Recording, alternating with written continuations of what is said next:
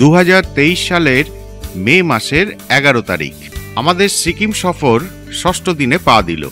আমরা লাচেন ছেড়ে গুরুদ্রোংমার লেকের পথে যাত্রা শুরু করছি। 8500 ফিট উচ্চতায় অবস্থিত লাচেন এই অঞ্চলে বেশ বড় বসতি, সেটা পুরোটাই পাহাড়ের গায়ে। আমাদের হোটেলটা বেশ ভালোই ছিল, রাতে কোনো অসুবিধা হয়নি। আকাশ পরিষ্কার নয়, শহরের ঘিঞ্জি বসতির মধ্য দিয়ে সরু রাস্তা ধরে এগোচ্ছি। এই জায়গাটায় বেশ বড় বড় হোটেল আছে। এমন দুর্গম জায়গায় কিন্তু সব সুবিধাই প্রায় পাওয়া যায়। দ্রুত শহরের সীমা পেরিয়ে অনাবিল প্রকৃতির মাঝে চলে এলাম। লাচেন থেকে গুরুদোংমারের দূরত্ব 64 কিলোমিটার। শুনেছি রাস্তা খারাপ নয়। জেমু ছুয়ের উপর ব্রিজ। কাঞ্চনজঙ্ঘার পূর্বে অবস্থিত জেমু গ্লেসিয়ার থেকে এই নদী উৎপন্ন হয়ে এখান থেকে কিছু দূরে লাচেন নদীতে মিশেছে। এখানে খুব একটা ভালো রাস্তা পাচ্ছি না। গতকাল এদিকটায় বৃষ্টি হয়েছে, রাস্তায় কাদা, তার মানে উপরের দিকে নিশ্চয়ই বরফ পড়েছে। বসতিহীন অঞ্চলের মধ্য দিয়ে রাস্তা, হালকা চড়াই পথ। ডান পাশে লাচেন নদীর প্রবাহ পথ অনেকটা নিচ দিয়ে। এখন বেশ তীব্র চড়াই পথে চলেছি। পরপর জেড বেন্ডের মাধ্যমে দ্রুত উচ্চতা বাড়ছে। ডান দিকে দূরে পাহাড়ে একটা ঝর্ণা দেখা যাচ্ছে। রোদ উঠেছে, তবে এখানে রোদ আসতে বেশ কিছুটা দেরি হবে।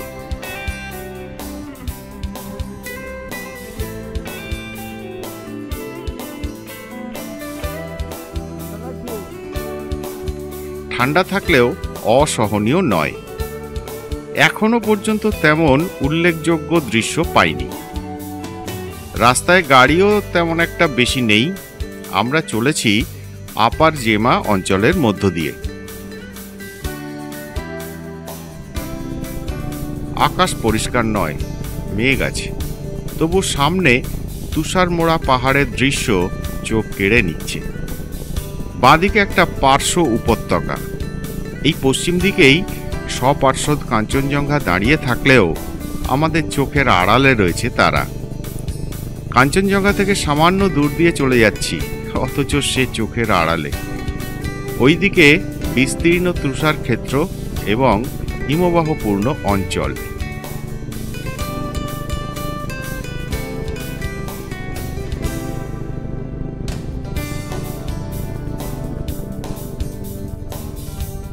সামনে একটা ছোট্ট বসতি।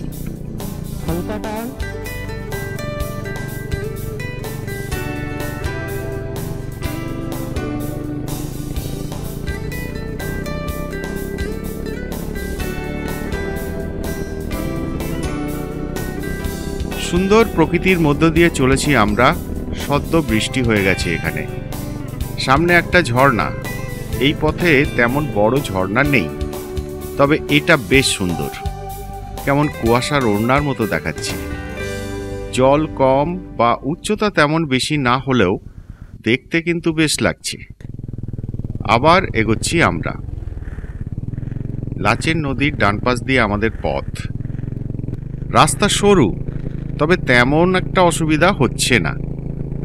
আমরা এখন যে অঞ্চল দিয়ে যাচ্ছি তার নাম ইয়েথাং। আমরা নদীর বাম দিকে চলে এসেছি। পাহাড়ের গা বেয়ে সরু সংকীর্ণ রাস্তা। অন্য গাড়ি কম বলে অসুবিধা হচ্ছে না। বেশ চড়াই রাস্তা। আমরা বেশ দ্রুত উপরে উঠছি। পাশাপাশি ছোট্ট ছোট্ট ঝর্ণা।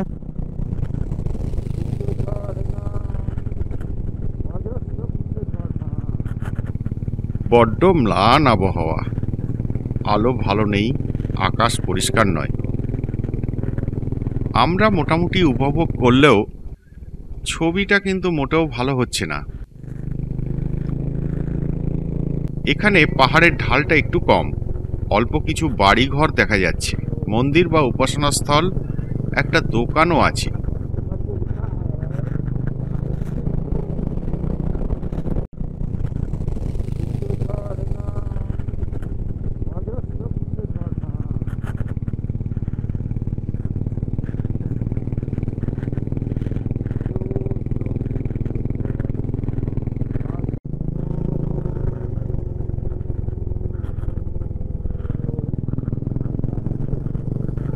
রাস্তার পাশে বরফ এসে গেল। আমরা 32 কিলোমিটার অতিক্রম করে অর্থাৎ অর্ধেক পথ পেরিয়ে এসে পড়েছি থাঙ্গু উপত্যকায়। লাচেনের 8,500 ফুট উচ্চতা থেকে আমরা পৌঁছে গেছি 12,500 ফুট উচ্চতায়। বাড়িঘর, দোকানপাট দেখা যাচ্ছে। বরফ পেয়ে আমরা যৎপরনাস্তি পুলকিত, সে কথা বলার অপেক্ষা রাখে না। এখান থেকে চোপতা ভ্যালির রাস্তা আলাদা হয়েছে, তবে আমরা সেদিকে যাব না। সমগ্র এলাকাতে সেনাবাহিনীর প্রবল উপস্থিতি এবং বিধিনিষেধের বেড়াজাল। থাঙ্গু পার হয়ে এগোচ্ছি আমরা। বরফের পরিমাণ পরিবেশে ক্রমশ বাড়ছে।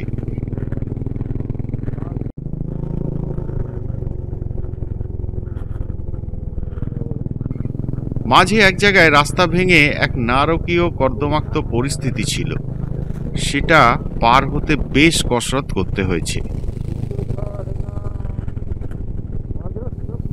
সূর্য উঁকি দিচ্ছে, রোদ এসে গেল।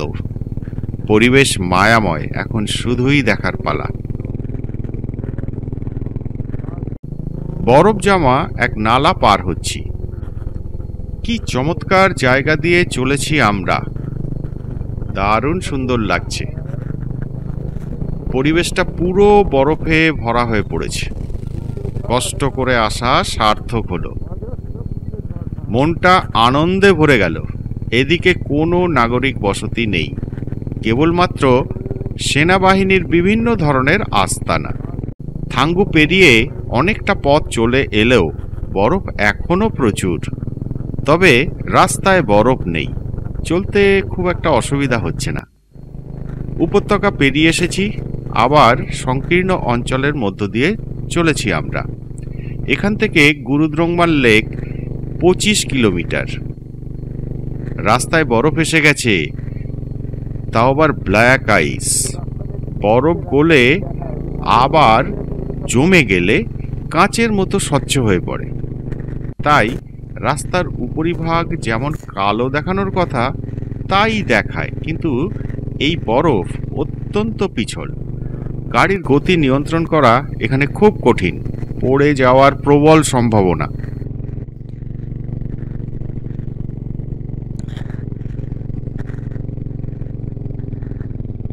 খুব ভয় লাগছিল বলে থেমে গেলাম। এই রাস্তায় আর এগোতে মন চাইছে না। এত ভারী গাড়ি নিয়ে পড়ে গেলে কিন্তু বিপদের সম্ভাবনা খুব বেশি। দেবাংশুদের জানালাম আমরা আর এগোতে চাই না। দেবাংশু গুরুদ্রোংমারের লক্ষ্য নিয়েই এসছে।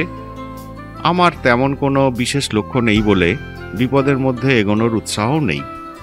ওরা এখানে রাস্তার বরফ গলে যাওয়ার জন্য অপেক্ষা করার সিদ্ধান্ত নিল। সুপ্রিয়র সাথে আমি আলোচনা করে ফেরার সিদ্ধান্ত নিলাম। খামোখা ঝুঁকি নেওয়ার কোনো মানে হয় না। সামনে কোনো জনবসতি নেই, বিপদে পড়লে সেনাবাহিনীর সাহায্যই ভরসা। মনটা খারাপ লাগছিল না তা নয়, তবে ইচ্ছে যখন করছে না, জোর করে এগোনো ঠিক নয়। সিদ্ধান্ত নেওয়ার পর মনটা হালকা হয়ে গেল।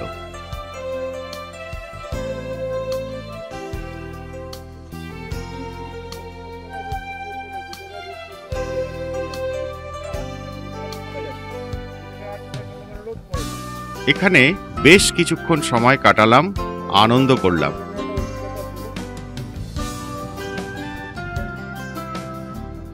এবার ফেরার পথ ধরলাম।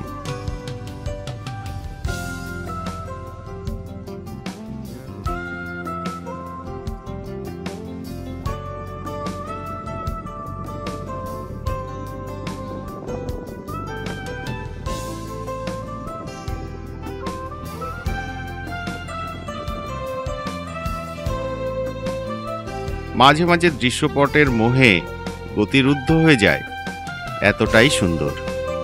ট্রেক পথে এমন সৌন্দর্য দুর্লভ না হলেও দু চাকার সফরে কিন্তু এমন দৃশ্য সত্যিই দুর্লভ।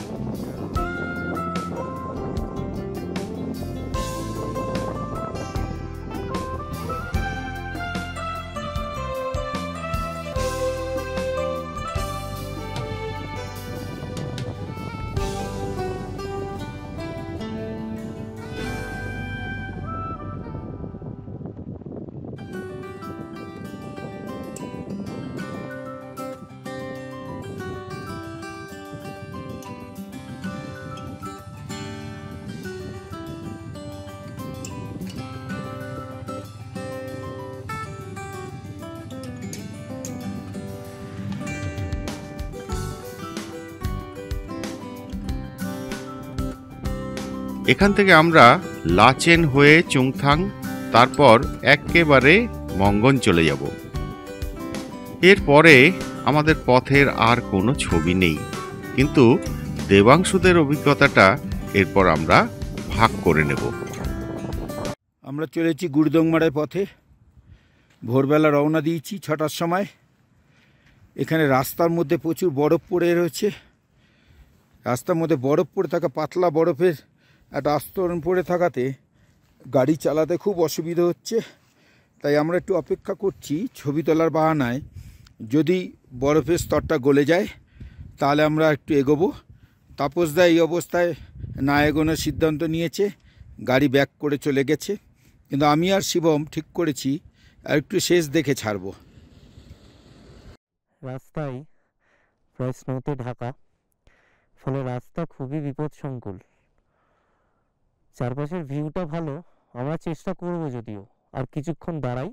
একদম হাল ছেড়ে দেওয়ার পক্ষপাতী আমি আর স্যার দুজনেই নই, ফলে স্যারও ওয়েট করছেন একটু, আমিও করি। তো সেই কারণে আমরা একটু দাঁড়িয়েছি, তারপরে ফেরার সময় না হয় দেখা যাবে। অল্প অল্প করে এগোবো, একটু সময় যেতে যেতে যতটা দেখা যায়, কারণ এইটাই তো মেন আমাদের যে লেক, গুরুদম্বার লেক যাওয়ার মেন উদ্দেশ্যই এটা। তো সেইটা যদি না পূরণ হয় খারাপ তো লাগবেই। Okay bye. হ্যাঁ, দুজন দাদা বেরিয়ে গেলেন, আমরা যাব আস্তে আস্তে।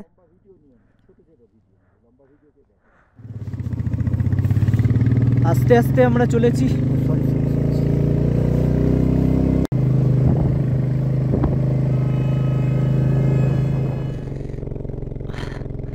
আমরা চলেছি গুরুদম্বারের পথে।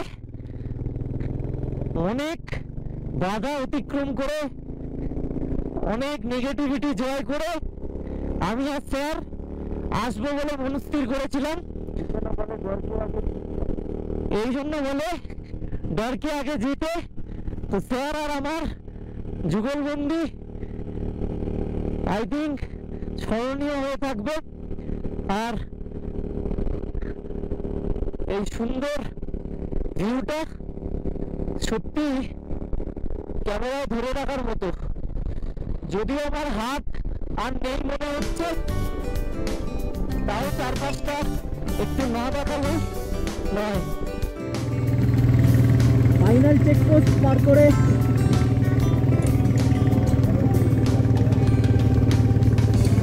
আমরা গুরুদম্বারের পথে চলেছি।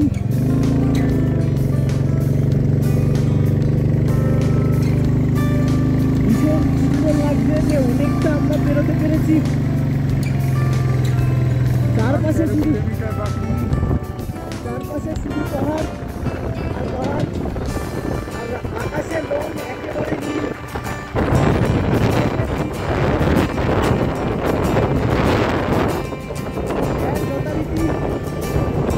গাড়ি চালাচ্ছেন হালকা সামনে,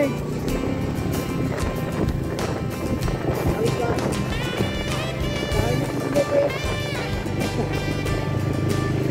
সাবধানে বেরোতে হবে এবং নিচ থেকে দেখা আর উপর থেকে দেখা। আকাশ ড্রাইভিং এনজয় করছেন।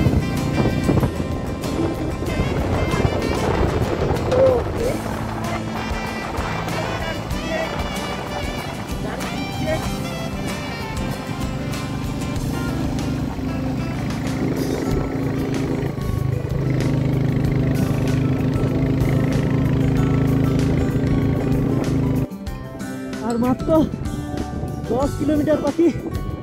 চারপাশে ভিউ, গ্লাভস পড়ে গেছিল আমার, যে কারণে উঠতে হলো। আর একটা গ্লাভসও পড়ে গেছে। Only 10 kilometre.